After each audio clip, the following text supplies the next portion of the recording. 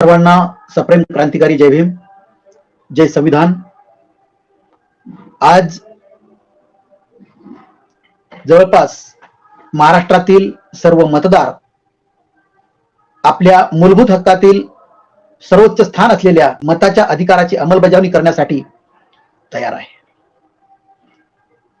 लोकशाही, डेमोक्रेसी आणि या लोकशाहीमध्ये लोकांचा मूलभूत हक्क हा सर्वात महत्त्वाचा असतो आणि त्यापेक्षाही महत्त्वाचं काय असतं तर त्या हक्काच्या बाबतीत सर्वसामान्य जनता किती जागृत आहे त्या जागृतीच्या प्रमाणावरच या लोकशाहीचं भवितव्य अवलंबून असतं।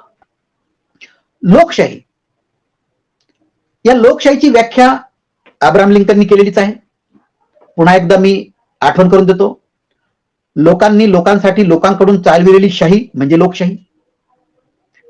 त्याचप्रमाणे डॉक्टर बाबासाहेब आंबेडकरांनी लोकशाहीची केलेली व्याख्या, लोकांच्या सामाजिक आणि आर्थिक जीवनामध्ये आमूलाग्र बदल घडवून आणणारी शाही, परंतु रक्ताचा एकही थेंब न सांडता अशी शाही म्हणजे लोकशाही।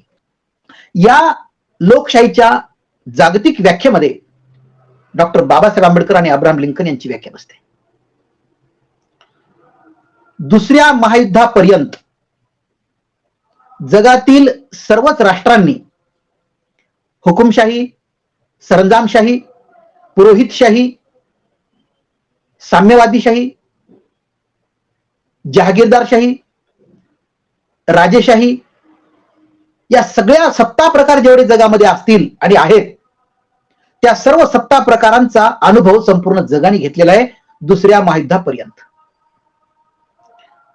परंतु लोकशाहीच्या व्यतिरिक्त कुठल्याही सत्ता प्रकाराने मानवी हक्काचं संरक्षण करण्याची शक्ती कुठल्याही इतर सत्ता प्रकारामध्ये नव्हती। त्याचप्रमाणे मानवी हक्काचे जे लढे या जगाच्या इतिहासामध्ये झालेले आहेत, माणसाच्या आवश्यक गरजा भागविण्याच्या ज्या काही पद्धती आहेत त्या पद्धती शेवटच्या नागरिकापर्यंत जगाच्या किंवा देशाच्या त्या कधीच पोहोचू शकल्या नाहीत। म्हणूनच मानवी हक्काचे रक्तरंजित पाठ या देशामध्ये आणि जगामध्ये आजपर्यंत वाहिलेले आहेत। यामध्ये इसवी सन पूर्व 2350च्या एरुकागिनीची चळवळ ग्रीक मधील आणि दुसऱ्या महायुद्धाचा शेवट या कालावधी दरम्यान जेवढे काही आपल्या देशामध्ये आणि जगामध्ये रक्तरंजित पाठ वाहिले त्या वाहणाऱ्या पाटाचं कारण केवळ एक आणि एकच होतं की मानवी हक्काचे, मानवी मूलभूत गरजा न भागल्यामुळे, आवश्यक गरजा अत्यावश्यक गरजा न भागल्यामुळे मानवी हक्काचं उल्लंघन झालं आणि त्यामुळेच रक्तरंजित पाठ या जगामध्ये आणि देशामध्ये वाहिलेले आहेत। परंतु हे जे रक्ताचे पाठ वाहिलेले आहेत, हे रक्ताचे वाहिलेले पाठ थांबविण्याची शक्ती लोकशाही व्यतिरिक्त जेवढे सत्ता प्रकार होते त्या कुठल्याही सत्ता प्रकारामध्ये ही थांबवण्याची शक्ती नव्हती। म्हणून जवळ 5000 वर्षापूर्वी या देशामध्ये सिंधू संस्कृतीच्या माध्यमातून आणि ग्रीक संस्कृतीच्या माध्यमातून जी 100% लोकशाही शासन प्रणाली तत्कालीन व्यवस्थेमध्ये आविष्कारित झालेली होती लोकशाही, त्या दिशेने घेऊन जाण्यासाठीच डॉक्टर बाबासाहेब आंबेडकरांनी या देशामध्ये संविधान निर्मिलं आणि त्या माध्यमातून संसदीय लोकशाही आपल्याला प्रदान केलेली आहे। जगामध्ये दोन शक्ती आहेत, एक निसर्ग नियमाला अनुसरलेली, निसर्गाच्या मूल तत्वज्ञानाला अंगीकारणारी, जी हृदयातील सदसद विवेक बुद्धीला नेहमी जागृत ठेवणारी, जी विज्ञानवादी असते, जी विवेकवादी असते आणि जी थोडक्यात मानवतावादी असते। अशी शक्ती एका बाजूला ज्याला विवेकवादाची शक्ती म्हणतात, मानवतावादाची शक्ती म्हणतात, तर दुसऱ्या विरोधामध्ये बाजूला साम दाम आणि दंड भेदाच्या कूटनीतीची शक्ती। ह्या दोन शक्ती एकमेकासमोर हजारो वर्षापासून जागतिक आणि देशाच्या पटलावरती दंड थोपटून उभे आहेत। एकमेकांमध्ये सरमिसळ होऊच शकत नाहीत. आज आपला देश आणि जग ज्या पद्धतीनं या सामदाम दंडभेदाची कूटनीती विवेकवादावर, लोकशाहीच्या मूल्यावर हवी होताना दिसते आहे, तिच्यामध्ये कुठल्याही प्रकारची रक्तरंजित पाटाला थांबवण्याची शक्ती अजिबात नाहीये. आणि म्हणून ह्या दोन शक्तीमधला जो काही संघर्ष आहे तो क्रांती आणि प्रतिक्रांतीच्या रूपामध्ये आजपर्यंत 1000 वर्षाच्या इतिहासामध्ये आजपर्यंत चालत आलेला आहे. पहिल्यांदा या भूतलावर जेव्हा निसर्गवादाच्या, निसर्ग नियमांच्या विरोधात या कूटनीतीने बंड केले, त्यांच्या विरोधामध्ये क्रांती करण्याचं काम तथागत भगवान बुद्धांनी या भूतलावर पहिल्यांदा केलेलं आहे. त्यानंतर जशी जशी प्रतिक्रांतीची लाट येत गेली तशी तशी क्रांतीची लाट सुद्धा या देशामध्ये आणि या जगामध्ये येत गेली. म्हणून क्रांती आणि प्रतिक्रांतीच्या साखळ्यामधल्या ह्या कड्या एकमेकांमध्ये गुंतलेल्या आहेत, एकमेकांमध्ये गुंफलेल्या आहेत. आणि अशा क्रांती प्रतिक्रांतीच्या लाटेमध्ये आमचा देश, आमचं जग, आमचं विश्व संपूर्ण आजपर्यंत इतिहासामध्ये भरून गेलेलं आहे. अशा अवस्थेत जी माणूस म्हणून विवेकवादी, मानवतावाद हा केवळ माणसासाठीच मर्यादित नाहीये. मानवतावाद या शब्दाची व्याख्या संपूर्ण सजीव सृष्टीचं कल्याण करणारी ही प्रगल्भ वैचारिक तत्वज्ञान आहे. आणि हा मानवतावाद केवळ माणसासाठी नसून हा संपूर्ण सजीव सृष्टीचं कल्याण साधणार आहे. एक उदाहरण देतो की जेव्हा आपण जर मानवतावाद आपल्या मानवापुरताच मर्यादित आहे असं गृहीत जर धरलं तर एका उदाहरणावरून आपल्या लक्षात येईल की आमच्या औरंगाबाद जिल्ह्यामध्ये एके ठिकाणी अनैतिक संबंधातून एक अर्भक एका रस्त्याच्या कडेला कुणीतरी टाकून दिलेलं होतं. त्या अर्भकाचा, त्या बाळाचा, अर्भक म्हणण्यापेक्षा बाळ, सॉरी, त्या बाळाचा, नुकतंच जन्मलेलं बाळ टाकून दिलेलं असताना रात्रभर ते रडत होतं. आणि त्या रडण्याचा आवाज ऐकून एका कुत्रीने त्या बाळाचा रात्रभर सांभाळ केला. रस्त्याच्या कडेला पडलेल्या रात्रभर सांभाळ केला. आणि जेव्हा सकाळी सकाळी मॉर्निंग वॉकला लोक जात होते त्यावेळेस लोकांच्या नजरेस पडलं बाळ रडताना आवाज ऐकू आल्यानंतर, तर त्या लोकांनी पोलिसला पाचारण करून त्या बाळाला त्या सुधारगृहामध्ये पोलिसांच्या स्वाधीन केलं. सांगायचं सारांश असा की कुत्रीमध्ये जो मानवतावाद दिसतो, त्या जनावरांमध्ये जो मानवतावाद दिसतो, तो आमच्या मानवामध्ये मानवतावाद नाही, हेच या ठिकाणी मला सांगायचे. आणि ही लोकशाही जी अमेरिकन राज्यक्रांती असेल, अमेरिकन यादव युद्ध असेल, सिव्हिल वॉर, फ्रेंच राज्यक्रांती असेल, रशियन राज्यक्रांती असेल, जपानची मेइजी क्रांती असेल, पहिलं महायुद्ध असेल, दुसरं महायुद्ध असेल आणि तिसऱ्या महायुद्धाकडे अंतिम तिसऱ्या महायुद्धाकडे जाणारं हे जग असेल, या सर्व रक्तरंजित घडलेल्या पाठाचा जर विचार केला, जर लोकशाही शासन प्रणाली 100% जर आविष्कारित झाली असती आजपर्यंत, तर निश्चितपणे या जगामध्ये हे रक्तरंजित पाठ वाहिलेच नसते.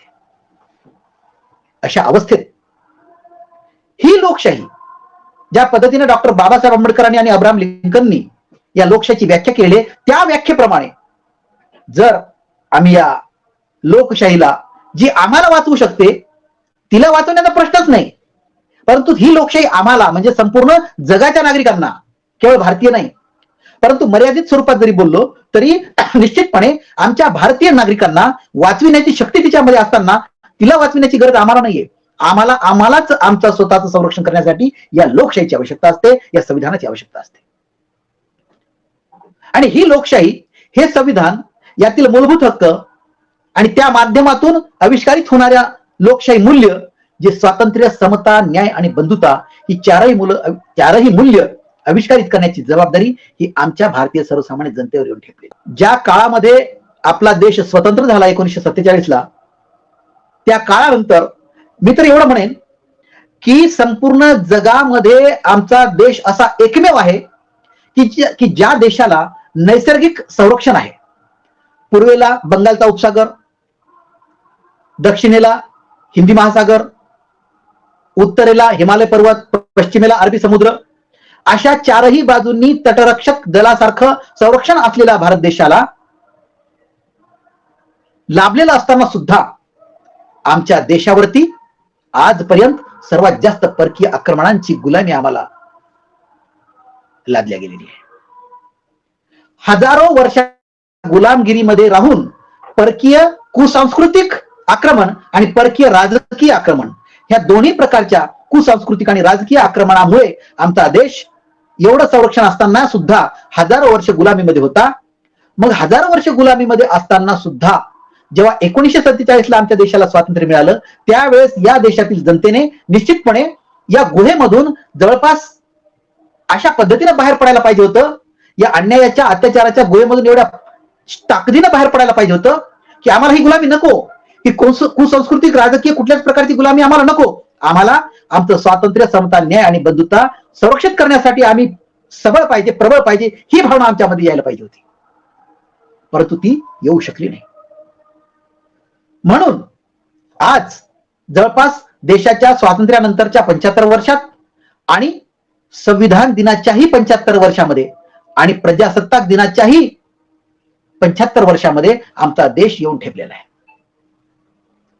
आणि अशा काळात आमचा देश आणि आमची भारतीय जनता या लोकशाहीच्या माध्यमातून अजूनही पाहिजे तेवढी जागृत होऊ शकलेली नाही, जागृत झालेली नाही, हे वास्तव आम्हाला मान्य करावं लागेल.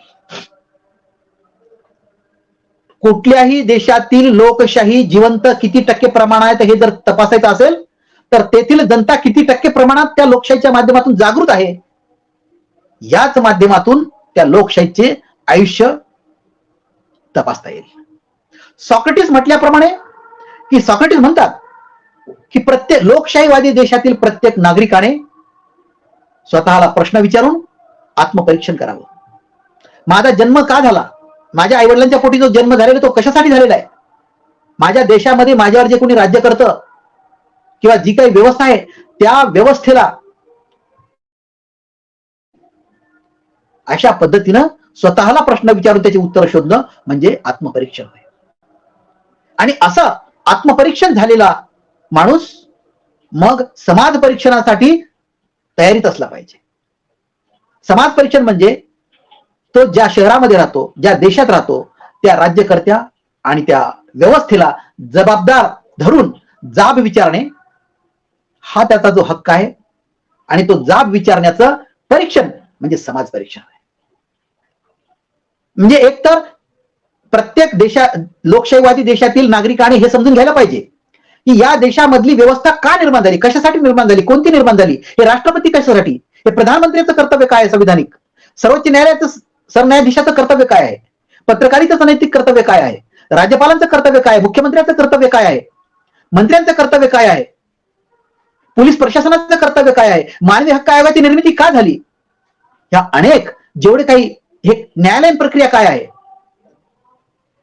शैक्षणिक प्रक्रिया काय आहे, अर्थतज्ञ काय असतात, ही सगळी व्यवस्था, संपूर्ण व्यवस्था समजून घेणे हे प्रत्येक भारतीय नागरिकाचं कर्तव्य आहे.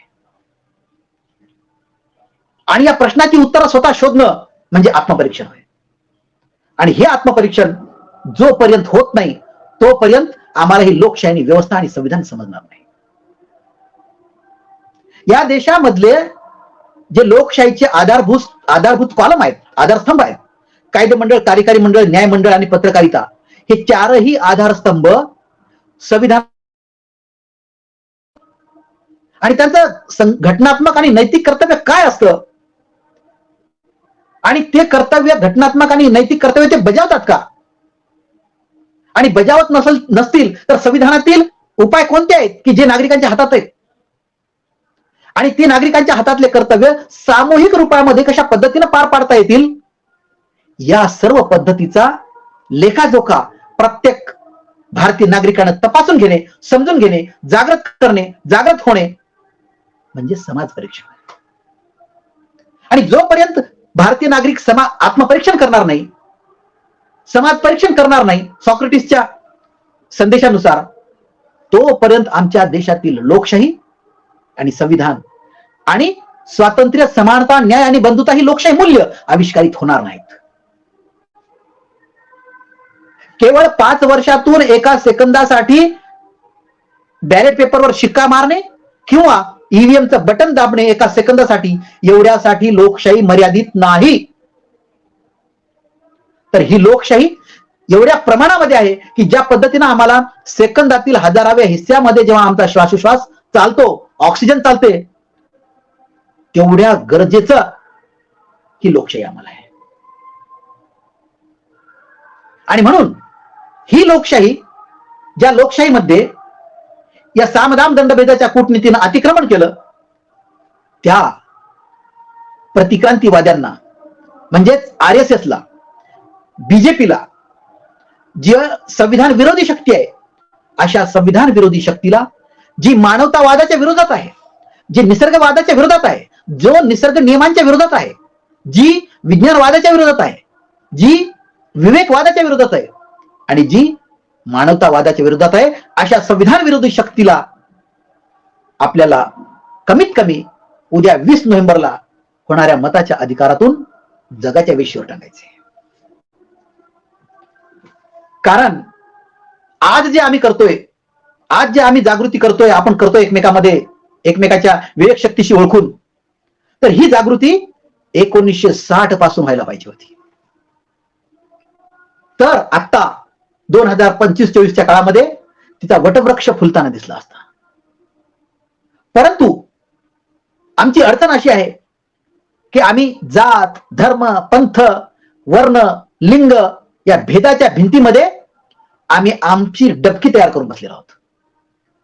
या भिंतीच्या बाहेर आम्हाला मानवतावाद आहे, या भिंतीच्या बाहेर आम्हाला विज्ञानवाद आहे, या भिंतीच्या बाहेर विवेकवाद आहे, या भिंतीच्या बाहेर निसर्गवाद आहे, या भिंतीच्या बाहेर संविधानवादी आणि लोकशाहीवादी शक्ती आहे, हे आम्हाला दिसतच नाहीये. म्हणून सर्वसामान्य भारतीय नागरिकांनो आणि 20 नोव्हेंबरला मतदान करणाऱ्या महाराष्ट्रीयन मतदारांनो, हा विचार करा की हा मताचा अधिकार जो 20 तारखेला एका सेकंदासाठी तुम्ही वापरणार आहात, एकच सेकंद, बटन दाबलं, संपलं. हा मताचा अधिकार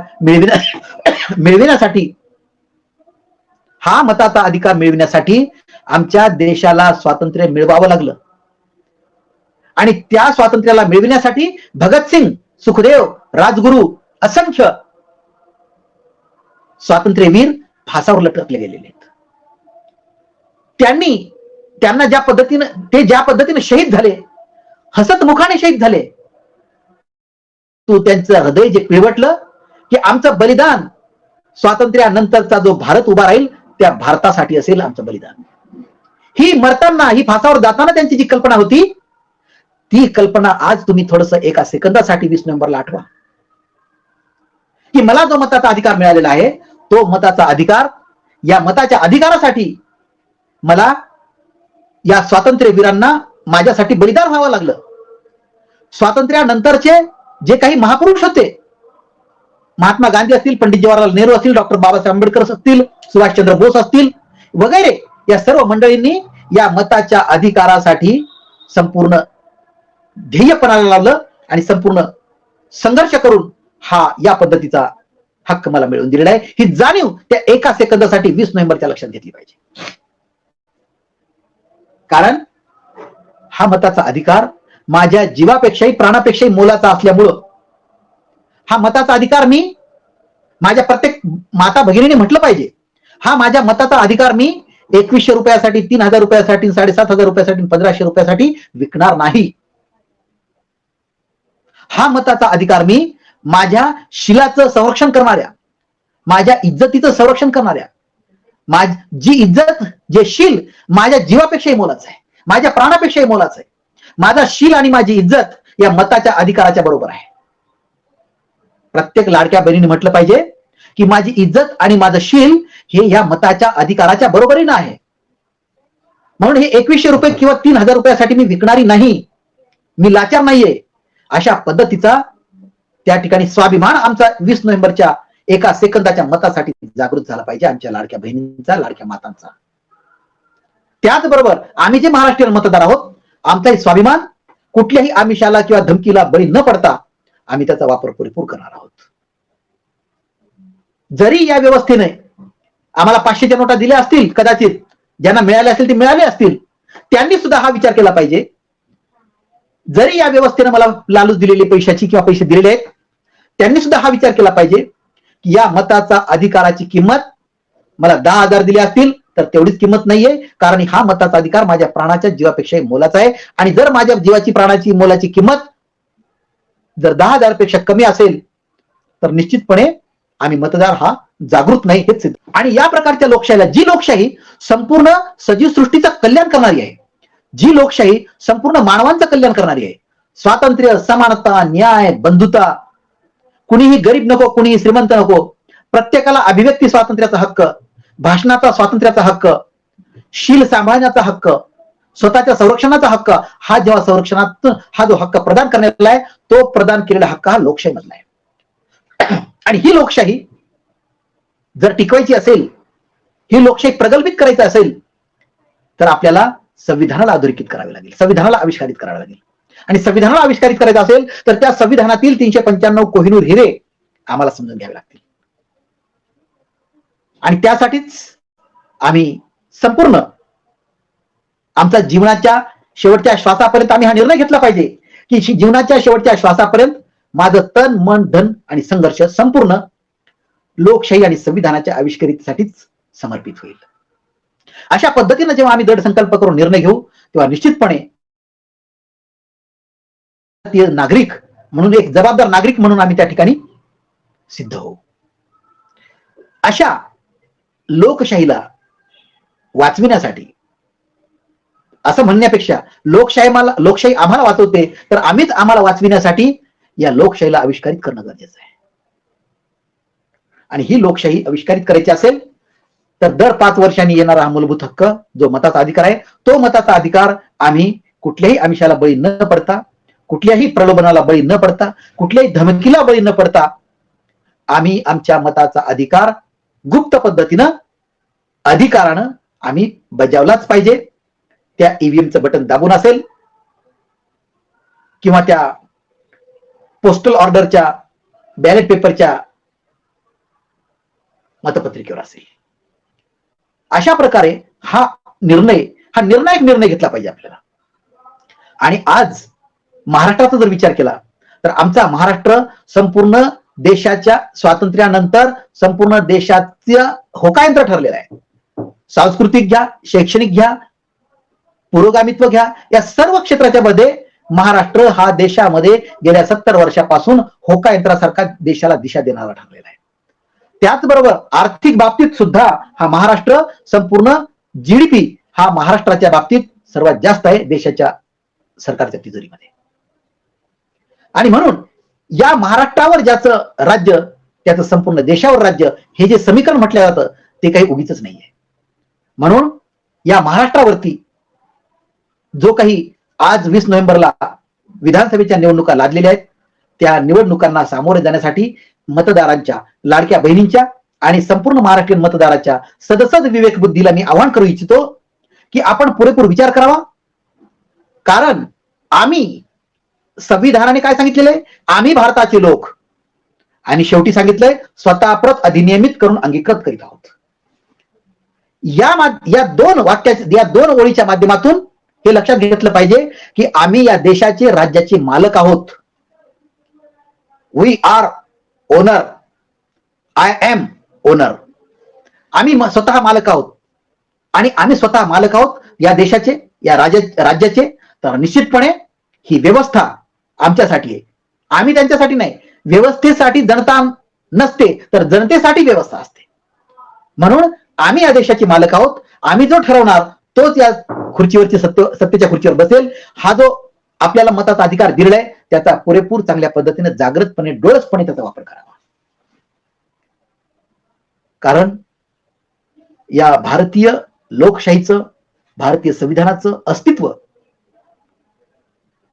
ज्या पद्धतीनं विरोधी पक्ष महाविकास आघाडीचे असतील, ज्या पद्धतीनं महायुतीचे पक्ष असतील, या सर्वांनी संविधानामध्ये काय आहे, संविधानामध्ये कशा पद्धतीचे अनुभव आहेत जागृतीचे, आणि स्वातंत्र्य, समता, न्याय आणि बंधुतेचे अनुभव आहेत या संविधानामध्ये, त्या अणुबॉम्बला हात लावण्याची आजपर्यंत कुणीही प्रयत्न केलेला नाही. ना महाविकास आघाडीच्या काँग्रेस पक्षाने केला, नाही एनडीएच्या घटकपक्षांनी किंवा मोदी सरकारने किंवा भाजपच्या सरकारने केला, कुणीही केलेलं नाही.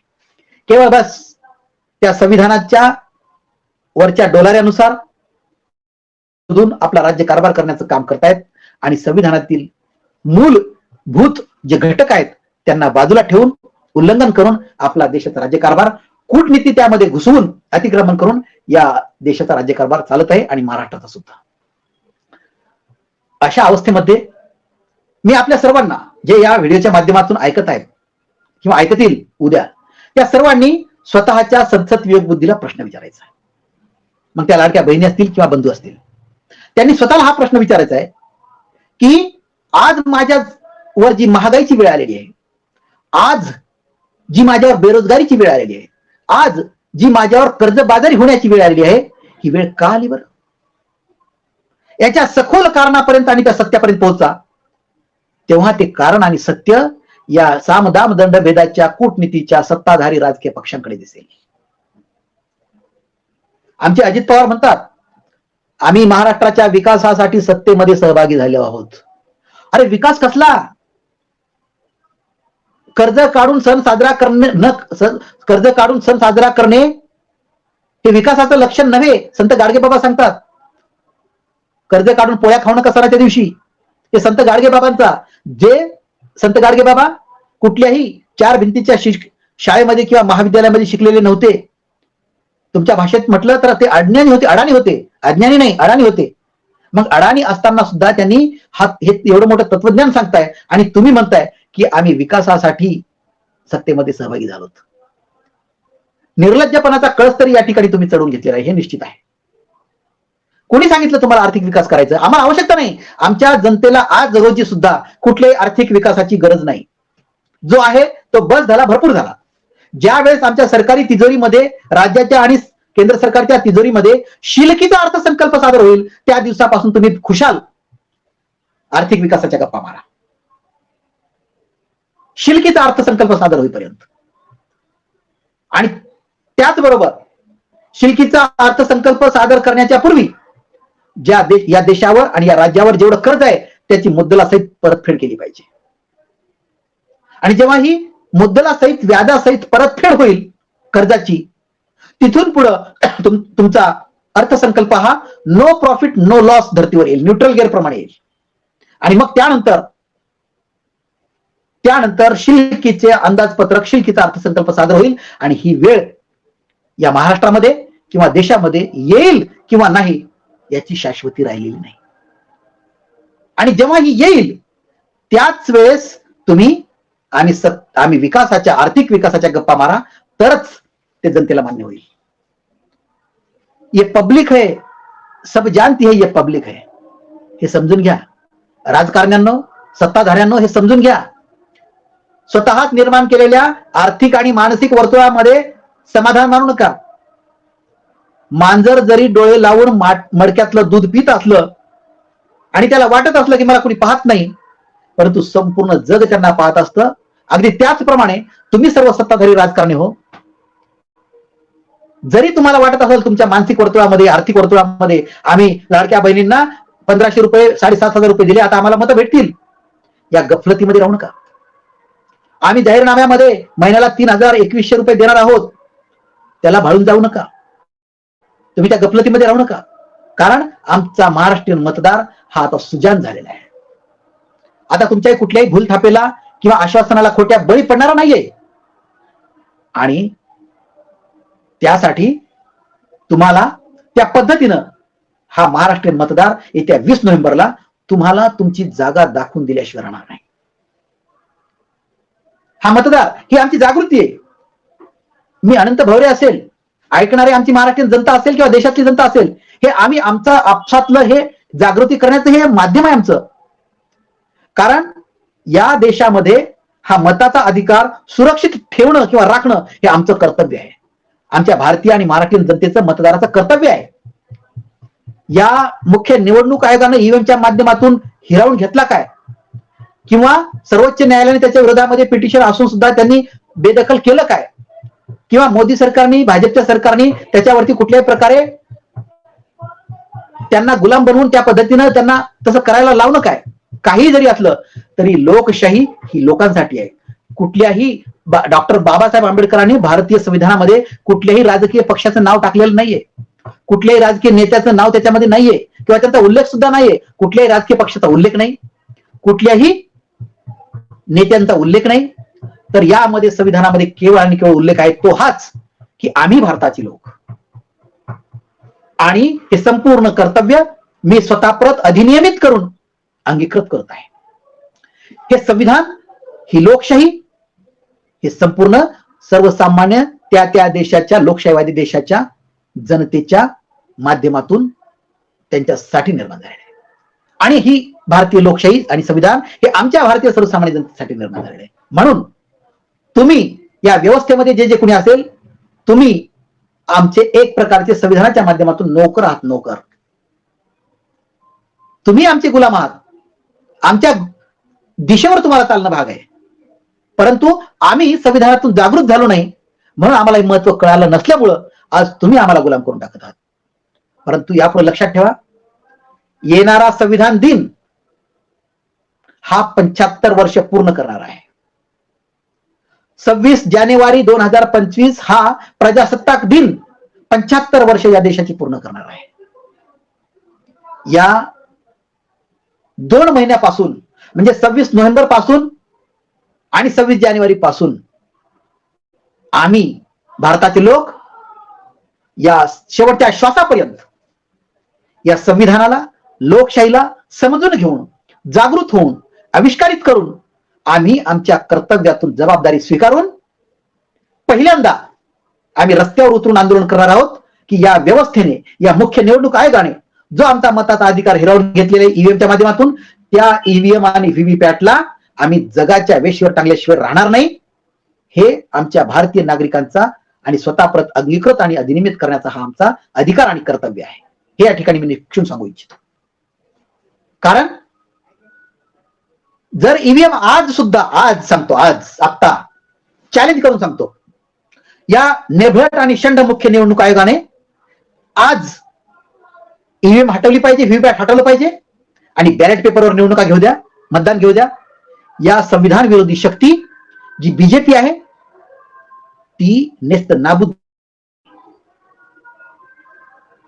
हे ओपन चॅलेंज आहे माझं. परंतु तुम्ही तसे करणार नाही. तुमच्या संपूर्ण मुख्य निवडणूक आयोगाचा, सर्वोच्च न्यायालयाचा, केंद्र सरकारचा, या संपूर्ण व्यवस्थेचा जीव त्या ईव्हीएमच्या पोपटामध्ये तुमचा प्राण आहे आणि म्हणून तुम्ही ते हटवणार नाही. परंतु ते हटविण्याची जबाबदारी आम्ही आता स्वीकारलेली आहे.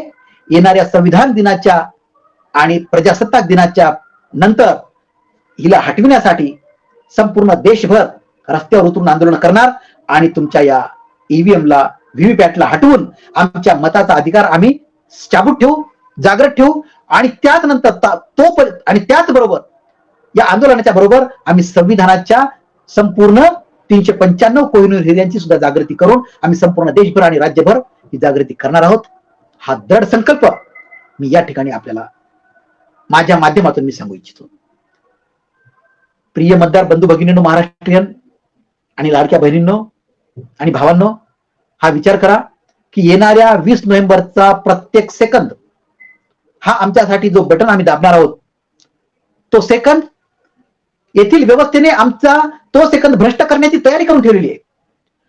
आम्हाला 500 रुपयापासून, 1000 रुपयापासून 10,000 रुपये, 20,000 रुपये, 25,000 रुपयापर्यंत देण्याची तयारी ठेवलेली आहे. का तर 5 वर्षातून येणारा हा जो एका सेकंदाचा मताचा अधिकार आहे तो आम्ही मेंदू भ्रष्ट करून आम्ही ते बटन योग्य त्या पद्धतीने त्यांच्या लायकीप्रमाणे दाबलं पाहिजे यासाठी. यांनी आम्हाला त्या एका सेकंदासाठी आमचा मेंदू भ्रष्ट करून टाकलेला आहे.